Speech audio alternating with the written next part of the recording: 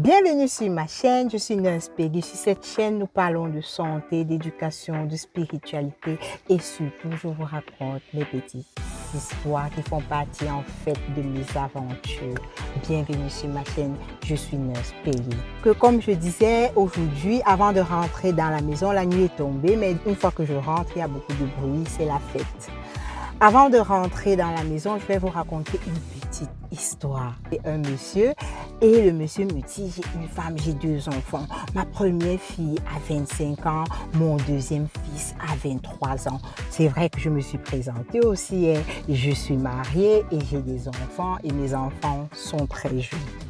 Et donc voilà, qu'est-ce qui se passe? Le monsieur me dit, ma fille, c'est une perle. Elle est intelligente. Elle travaille pour le gouvernement. Elle est super intelligente. Et tout le monde admire son intelligence. Et je suis tellement fière d'elle. J'étais tellement fière de sa fille. Et pendant qu'il me raconte l'histoire, moi j'ai une question. Et j'ai une seule question.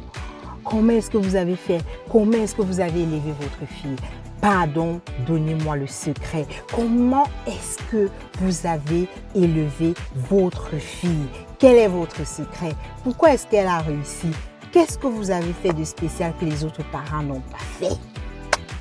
À un moment, il me dit, tu sais, j'ai passé tout mon temps à la bibliothèque avec elle. Depuis qu'elle était petite jusqu'à l'âge adulte, j'ai passé le temps à lire. Et on a beaucoup travaillé dans la lecture. Moi aussi, j'ai lu beaucoup de livres, mais elle alors, elle ne s'arrêtait jamais, quoi.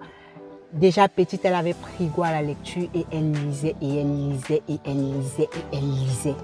Je vais te dire, elle a déjà lu toute une bibliothèque de livres. Et ceci lui a permis de développer des aptitudes incroyables.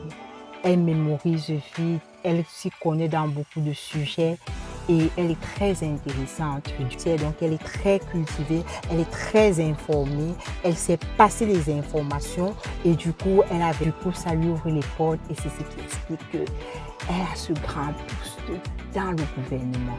Je suis fière d'elle. Et il me raconte ça et je dis, je suis aussi fière pour toi, je suis contente d'entendre ça. Mais après la conversation, j'ai appris une chose. Ne laissons pas nos enfants oisifs. Encourageons-les à lire, occupons-les en tout cas, même si ce n'est pas la lecture, occupons-les. Surtout que nous sommes dans les pays où il y a tellement de choses à faire. Et voilà, il n'y a rien qui explique que les enfants se baladent et divaguent partout.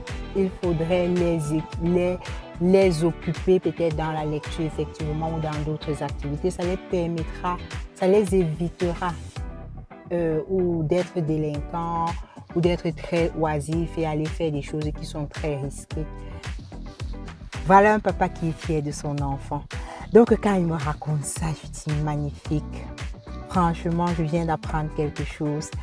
Ne laissons pas nos enfants oisifs, apprenons-les à lire parce qu'en lisant, ils vont développer, non seulement ils vont apprendre de l'environnement, mais ils vont développer beaucoup de compétences et de qualités. Ils seront vraiment très cultivés. Et c'est très intéressant. Du coup, ça m'a ramené dans mon enfance où j'ai souvent dormi. J'ai beaucoup dormi pendant que j'étais jeune. Je dormais tellement et maintenant je me demande comment j'aurais pu développer certaines aptitudes en dormant. Je ne m'en prends à personne. On dit dans la vie, même la plus belle femme ne donne que ce qu'elle a. La société m'a donné ce qu'elle avait à ce moment-là. Donc je n'accuse personne. Je dis déjà merci à mes parents pour tout ce qu'ils ont pu faire pour moi. Merci pour toutes les personnes qui ont contribué à mon éducation. Merci beaucoup. Je vous en suis infiniment reconnaissante. Merci. Mais maintenant, j'ai appris quelque chose de nouveau que je pourrais laisser à mes enfants. Ce serait de les amener à la bibliothèque le plus souvent, de les garder occupés pour qu'ils ne deviennent pas délinquants.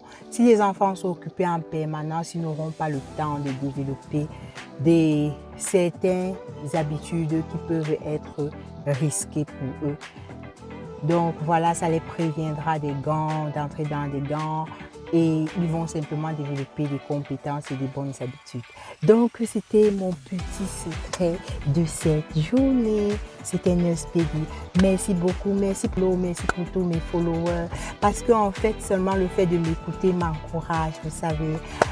Mon seul encouragement, ma seule rémunération, c'est que vous partagez les aventures avec moi.